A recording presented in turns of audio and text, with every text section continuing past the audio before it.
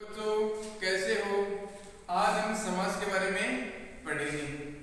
अब सबसे पहले क्या देखते हैं, समास का विच्छेद करते हैं। अब समास का विच्छेद क्या होगा, सम जोड़ आस। सम का अर्थ क्या होता है, पास, और आस का अर्थ होता है बैठना या मिलना। तो समास का अर्थ क्या हो जाएगा, तो पास पास बैठना या मिलना। अब उसके बाद क्या आता है, समास की परिभाषा आती है। समास की परिभाषा, अब परिभाषा बताएंगे, दो या दो से अधिक शब्दों के मेल को समास कहते हैं। मतलब इसमें दो या दो से अधिक शब्द मिल जाएंगे तो अपना समास बन जाएगा। तो देखिए, दो या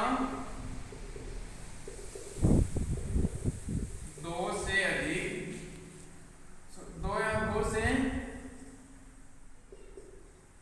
अधिक शब्दों के मेल को समास कहते हैं। कई बार हम क्या करते हैं, जल्दबाजी में कि शब्द की जगह कंफ्यूज होकर वर्ण लिख देते हैं। अब मैं आपको बता देता हूँ, जब हमने अगर शब्द की जगह वर्ण लिख दिया तो समास नहीं रहेगा, वो क्या बन जाएगा, संधि बन जाएगी वो। क्यों, दो या दो से अधिक वर्णों के मेल को क्या कहते हैं, संधि। तो हमें ध्यान रखना है, अगर हम संधि पढ़ रहे हैं तो वर्णों को महत्व देंगे, और अगर समास पढ़ रहे हैं तो शब्दों को। अब अगर ऐसे याद ना हो तो मतलब ये याद रखना कि संधि है वो तो वर्णों का खेल है, समास है वो शब्दों का खेल है। फिर इसके बाद वो क्या आता है, इसमें एक समस्त पद, समस्त पद या समासिक पद। अब ये क्या होता है, जो मिले हुए शब्द होते हैं, जो मिले हुए शब्द होते हैं वो समासिक पद या समस्त पद कहलाते हैं। जैसे देखो, चिड़ी मार,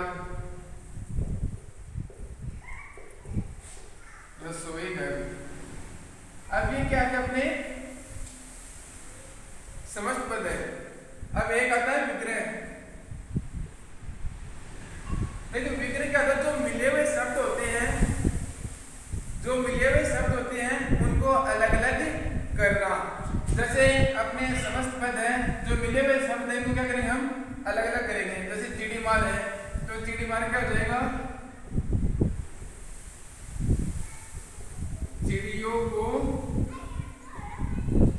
मारने वाला।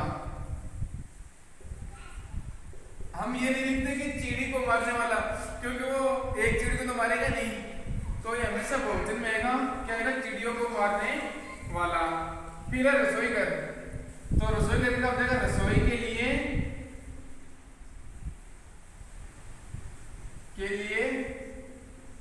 घर। तो ये होगा इनका विग्रह। अब जो परिभाषा है वो तो हो जाएगी, दो या दो से अधिक शब्दों के मेल को समास कहते हैं। समस्त पद होता है, जो मिले हुए शब्द होते हैं उन्हें समस्त पद या समासिक पद कहते हैं। जो विग्रह है, जो मिले हुए शब्द हैं उनको हम अलग अलग करके लिखेंगे तो वो विग्रह हो जाएगा। अब एक और अदर समास में दो पद होते हैं। कितने पद होते हैं, दो। एक तो प्रथम पद और एक होता है द्वितीय पद। तो इनको पढ़ेंगे। अब इसके बाद में हम बात करते हैं समास के भेदों की। अब देखो, समास के भेद कितने होते हैं, 6। समास के भेद होते हैं 6। नंबर 1 पे अव्ययभाव समास। नंबर 2 पे कर्मधारय समास। नंबर 3 पे तत्पुरुष समास। नंबर 4 पे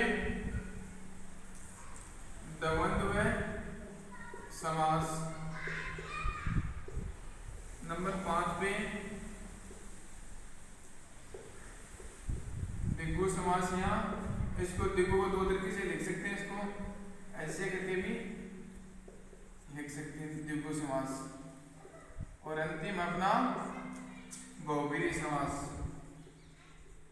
बहुब्रीहि समास।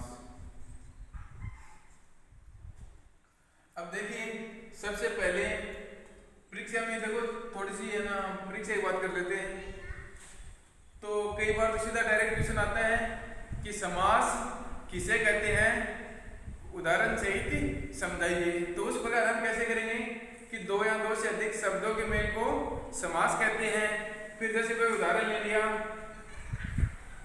जैसे ले लिया ग्रामगत, ग्रामगत। अब इसको समझा देंगे, इसमें क्या है, ग्राम को गत, इसका विग्रह कर दिया और इसमें समास बता, इसमें ये समास है। और अगर समास बताने को जरूरी नहीं है, इसका डायरेक्ट दो या तीन उदाहरण लिख लिए ना तो चलेगा वो। फिर एक क्वेश्चन ऐसे बनता है, जैसे समास किसे कहते हैं, वेदों के नाम लिखिए। उस कंडीशन में क्या लिखेंगे, समास की वेद की जो समास की जो परिभाषा है वो लिख करेंगे, उसके बाद में वेदों के नाम लिखेंगे। और फिर एक क्वेश्चन ऐसे कर सकते हैं, जैसे बोल दिया कि अव्ययभाव समास को परिभाषित करते हुए समझाइए। तो इस कंडीशन में हमें इसकी अव्ययभाव समास की परिभाषा लिखनी पड़ेगी। फिर उसके बाद में एक या दो या तीन जो उदाहरण है आपको याद है वो लिख के समझाने पड़ेंगे। कई बार सीधा डायरेक्ट समास का नाम देके और फिर वो पूछते हैं कि इसमें कौन सा समास है, परिभाषित कीजिए। इस प्रकार समास से क्वेश्चन आएगा। तो चलो हम नंबर 1 पे अव्ययभाव समास है ये पढ़ते हैं। सबसे पहले देखो अव्ययभाव का मतलब अर्थ क्या होता है, जो अव्यय का भाव हो। जब अव्यय का भाव हो तो वह कौन सा समास होगा, अव्ययभाव समास होगा। इसमें अगली बात कौन सी आएगी, प्रथम पद अव्यय होगा। अब देखिए थोड़ी सी बात अव्यय में कर लेते हैं। अव्यय क्या होता है, अव्यय का दूसरा नाम है अविकारी। अविकारी और अविकारी क्या होते हैं कि ये लिंग, वचन, कार्य, काल आदि से प्रभावित नहीं होते हैं। तो ये लिंग, वचन, कारक, काल आदि से प्रभावित नहीं होते हैं। अब देखो प्रथम पद अव्यय होगा और इसमें प्रथम पद है वो प्रधान में होता है। प्रथम पद है वो प्रधान भी होता है। फिर दूसरी बात है लिंग, वचन, कारक, काल आदि से प्रभावित नहीं होते हैं। अगली बात आ जाएगी कि शब्दों की आवृत्ति होती है। इसमें शब्दों की आवृत्ति होती है। अब देखिए शब्दों की आवृत्ति कैसी होती है, हम उदाहरण देख लेते हैं। जैसे अगर एक एक, अब देखो जहां शब्दों की आवृत्ति होगी वहां समास कौन सा होगा, अव्ययभाव समास होगा।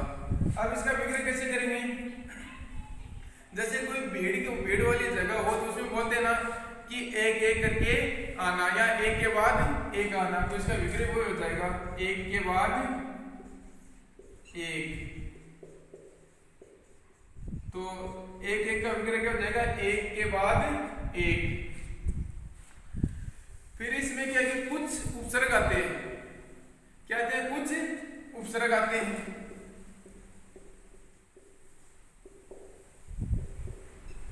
उपसर्ग आते हैं, देखो कौन कौन से उपसर्ग आते हैं। जैसे आ, निर, निस,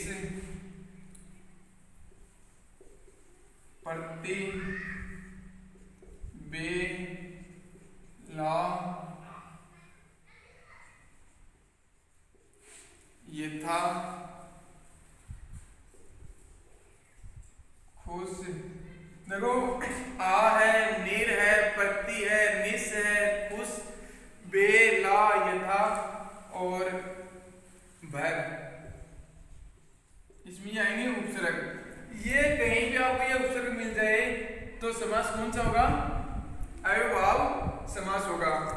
तो इन उपसर्गों को याद करने आपको एक बार अव्ययभाव समास अब आपको मैं फिर से समझा देता हूं कि इसका अर्थ होगा जो अव्यय का भाव दे। प्रथम पद अव्यय होगा और साथ में प्रथम पद क्या होता है? इसमें प्रधान होता है। अव्ययभाव समास में लिंग, वचन, कारक, काल आदि का कोई प्रभाव नहीं पड़ेगा। शब्दों की आवृत्ति होती है और इसमें कुछ उपसर्ग आते हैं जैसे आ, नीर, निस, प्रति, बे, ला, यथा, खुश, भर। अब देखो कुछ उदाहरण देख लेते हैं। जैसे आ गया यथाशक्ति,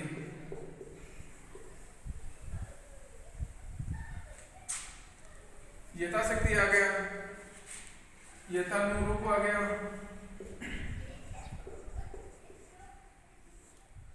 और आमरण आ गया। अब देखो जहां यथा आ जाए ना, जहां यथा आ जाए वहां क्या जोड़ते हैं? हमें यथा को हटा के और के अनुसार जोड़ देते हैं। तो यथा को हटा दिया और शक्ति आगे क्या जोड़ेंगे? के अनुसार। तो इसका विग्रह क्या हो जाएगा? शक्ति के अनुसार। जैसे यथानुरूप है तो यथानुरूप में क्या हो जाएगा? अनुरूप के, रूप के अनुसार। अब देखिए इसमें वैसे कोई दिक्कत नहीं है, फिर भी ना एक बार आपको थोड़ा सा और बताता हूँ, ध्यान रखना। अव्यय होगा, प्रथम पद अव्यय होगा, इसमें लिंग, वचन, कारक, काल आदि का कोई प्रभाव नहीं पड़ेगा। शब्दों की आवृत्ति होगी और आ, नीर, निस, प्रति, बे, ला, यथा, खुश, भर आदि के होंगे उपसर्ग होंगे। 3 अब हम दूसरा समास पढ़ते हैं। अव्ययभाव समास तो सभी को समझ में आ गया होगा। अब अपना नेक्स्ट समास है कर्मधारय समास। कर्मधारय समास, देखिए इसमें क्या होता है कि प्रथम शब्द तो विशेषण होगा और द्वितीय शब्द क्या होगा? विशेष्य। प्रथम शब्द वो क्या क्या होगा?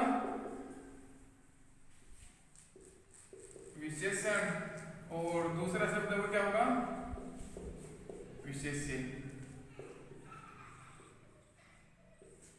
अब देखिए ये दोनों विशेषण और साथ साथ में प्रथम पद उपमेय भी हो सकता है और दूसरा उपमान। तो कर्मधारय समास में हमें ध्यान रखना है कि विशेषण और विशेष्य का, उपमेय और उपमान का। तो चलो विशेषण क्या होता है और विशेष्य क्या होता है सबसे पहले समझ लेते हैं। विशेषण तो सभी को परिभाषा आती है, जैसे संज्ञा या सर्वनाम की विशेषता बताने वाले शब्दों को विशेषण कहते हैं। अब विशेष्य होता है, ये विशेषण की विशेषता बताता है, विशेषण की विशेषता बताता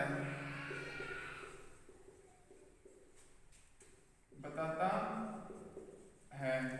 जैसे देखो काली बकरी,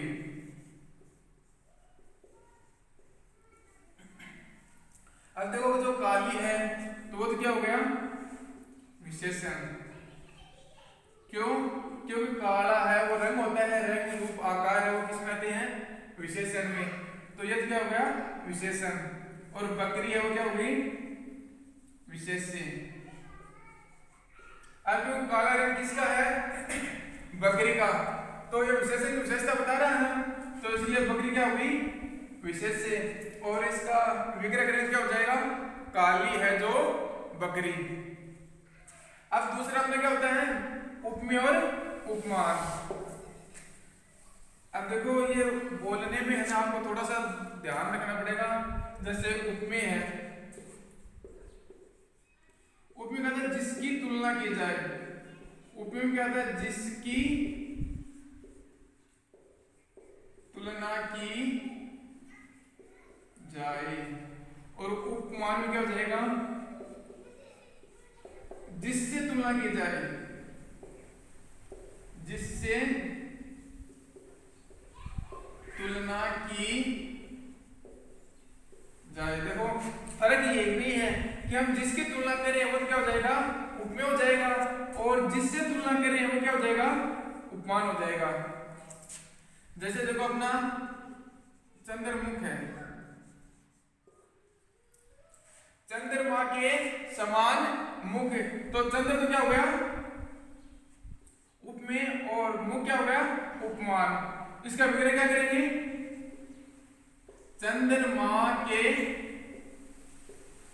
समान मुख, चंद्रमा के समान मुख। अब देखिए दो तीन उदाहरण और है वो हल कर लेते हैं। जैसे आ गया महात्मा, महात्मा आ गया, नीलाकाश आ गया। जो महात्मा विग्रह क्या होगा, महान है जो आत्मा। इसका विग्रह क्या हो जाएगा, महान है, महान है जो आत्मा। नीलाकाश, नीला आकाश क्या हो जाएगा, नीला है जो, नीला है जो आकाश। यह था अपना क्रमधारय समास। क्रमधारय समास को एक बार फिर मैं दोहरा देता हूं।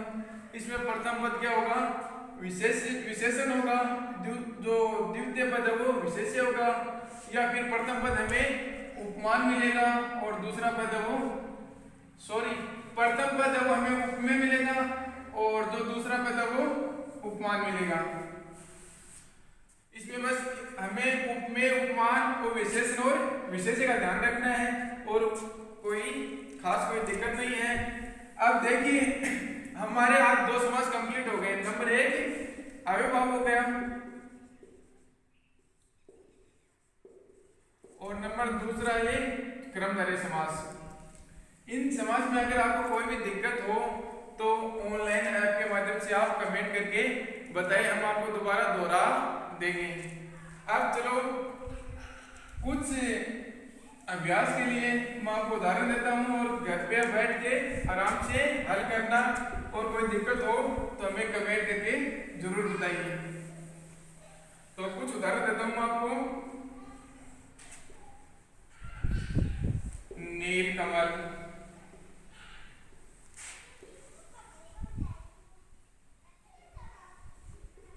प्रत्येक, नीलकमल प्रत्येक, महर्षि।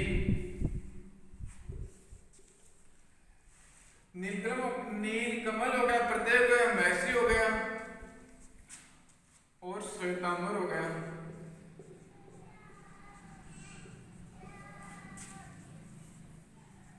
पीतांबर हो गया,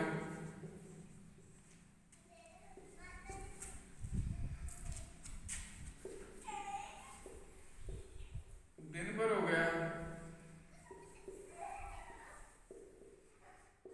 हाथों हाथ हो गया,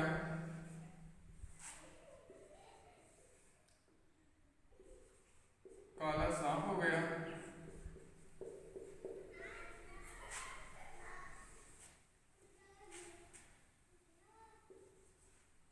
और एक यथाशक्ति हो गया, और अंतिम अपना प्रतिवर्ष। देखिए इनमें आपको क्या करना है, सबसे पहले इनका विग्रह करना है, फिर देखना इसमें कौन सा समास है। अगर इन दोनों समास में फिर कोई दिक्कत आए तो हमें कमेंट करके जरूर बताइए। जय हिंद, जय भारत।